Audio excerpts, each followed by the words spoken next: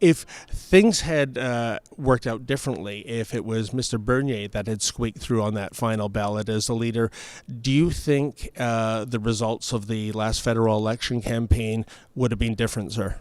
Yes, I think they would have been very different. I don't think we would have won 100 seats, never mind 122. David Menzies for the Rebel News here in the nation's capital of Ottawa. Well, yesterday we came to Ottawa to speak to a couple of Conservative MPs regarding the resignation of Andrew Scheer and what lays ahead for the party. Well, I'm outside the Senate of Canada building, and I'm going to be speaking soon with Senator Don Plett of Manitoba. Mr. Plett is the leader of the opposition in the Canadian Senate, and he is also the founding president of the National Council of the Conservative Party. Let's hear what Senator Plett has to say about Mr. Scheer and where the Conservative Party goes from here. Mr. Plett, yesterday some news that rattled Ottawa. Andrew Scheer, the leader of the Conservative Party, is stepping down. What are your thoughts as to the real reasons why he is stepping down, sir? Well, I think the real reason he is stepping down is exactly the reasons he gave. I think Andrew did a lot of soul searching since October 21st. He's taken a pretty good beating in the media.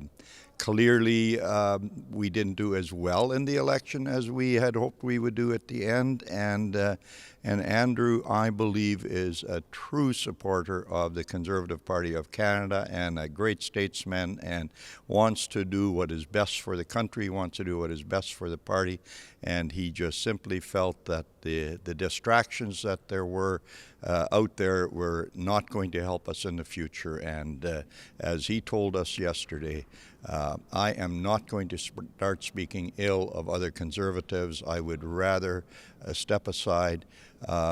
He told us how he didn't know his oldest son as well as he wanted to know him, and how this whole thing was taking a toll on his family. So I think the reasons he gave were heartfelt and true. Now, Senator Plett, I mean, it's been almost 2 months since the October 21st election, of course. I guess there's been a lot of soul searching, a lot of analysis as to what went wrong. And I'm just curious, given, the climate of the country at the time, the Trudeau Liberals had suffered through scandals. There's the SNC-Lavalin affair, the blackface, brownface are deteriorating relations with so many countries.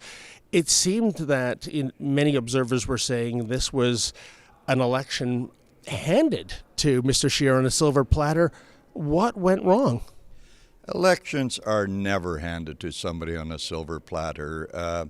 You've got to remember back when Stephen Harper first came, his first election, we brought Paul Martin, who also was supposed to receive the biggest majority ever, but we held him to a minority. Then the following election, we won. And the same thing could be said here. Justin Trudeau was a very popular prime minister 4 years ago. And yes, there were scandals after scandals. And we saw in the election campaign how the Liberals dug up social issues that distracted from really what we wanted to talk about and what the country needs to talk about. And there were distractions that caused this. But we have to remember that we increased our seat count by 20%. We won the popular vote. We got more votes than the Liberals did. The NDP lost half of their caucus. I didn't really consider what happened on October 21st a great loss. I thought we had done very, very well, and I still believe that. But by the same token, sir, do you think if Mr. Scheer had another opportunity to run against the Justin Trudeau Liberals, the result would be anything different, that he would actually be able to form a government? Without question, I believe that if we were all to focus on the same thing, but things became a distraction. We had people from inside the party. We had the media that was kept on promoting that Andrew Scheer couldn't take us across the finish line. And as long as these distractions are there, as long as we are fighting amongst ourselves, it's very, very difficult to win government. And so Andrew, being the type of person he is, decided that these distractions would hurt us in the next election. You know, I said yesterday in one of the statements that I made, I don't remember a person having to step down because he is too nice of a person. And that is what happened with Andrew Scheer. Yeah, certainly he was portrayed as Stephen Harper with a smile. He was also portrayed, Senator Plett, as, a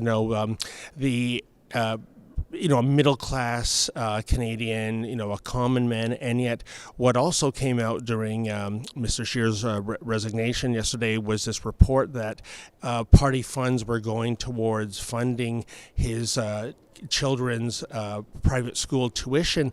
Does that sort of, poke holes in the persona that he was projecting, that I'm just a common Tim Hortons kind of Canadian? No, I think the opposite, in fact. And the executive director came out with a very simple statement that he, in fact, had authorized this. So Andrew Scheer was not hiding anything. Andrew Scheer firmly believed that this was out there. Andrew Scheer moved from Regina to Ottawa.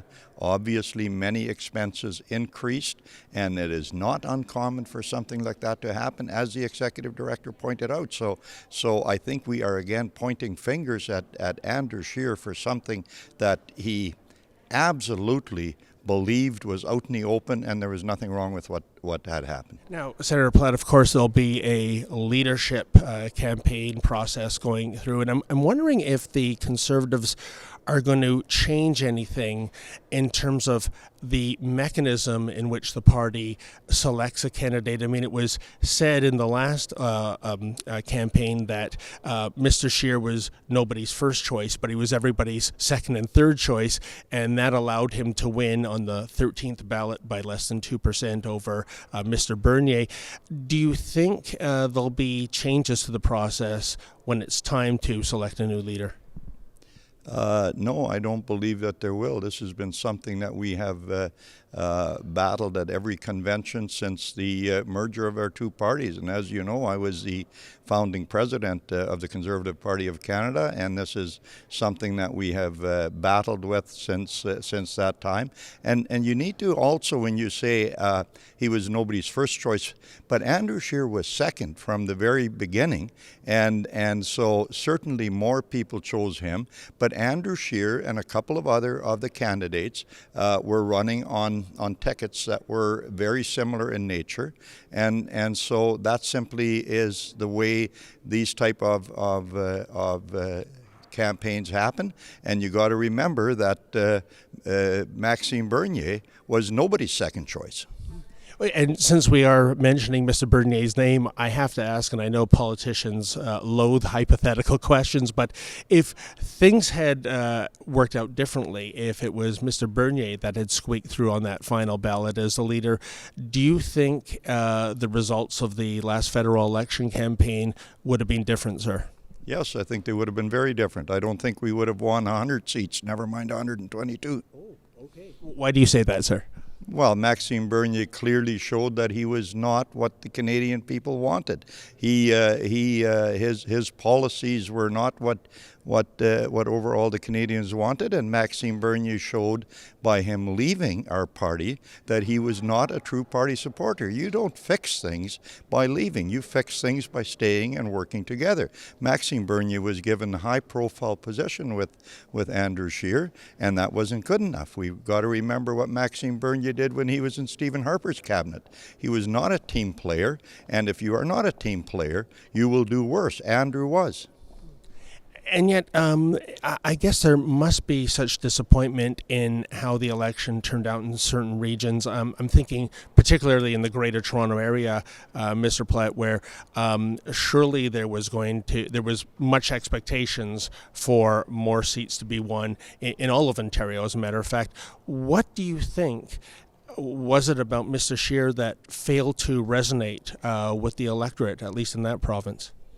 Well, listen, I'm from Manitoba, and we gained seats in Manitoba. We gained seats in every region of the country.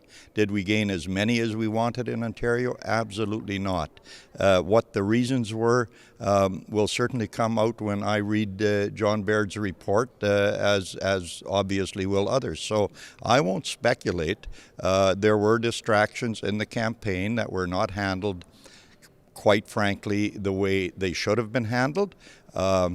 And those distractions probably prevented us from doing as well. But you got to again remember that we started the election campaign tied in the polls, and we ended the election campaign tied in the polls. 4 years ago, if somebody would have offered us 121 seats, we would have been ecstatic. So again, we gained seats in Ontario. We didn't gain as many as we wanted, but that's simply as many elections go one way, also as many go the other way. Well, certainly we've talked about the past. We have to look to the future, Senator Plett. Who do you think might emerge as the next leader, or maybe I should phrase that question as, who would you like to see as the next leader of this party? Well, let me tell you, I'm the leader of the opposition in the Senate. I will focus my activities on that. I certainly plan on being very involved in whatever convention, whenever we have convention.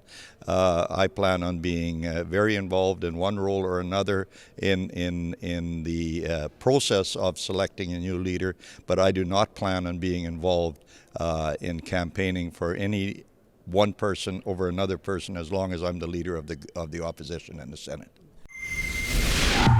Hey folks, if you'd like the kind of news we deliver here at the Rebel News, well, why not become a premium content subscriber?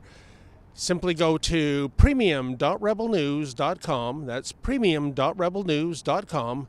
Sign up and never miss another Rebel video.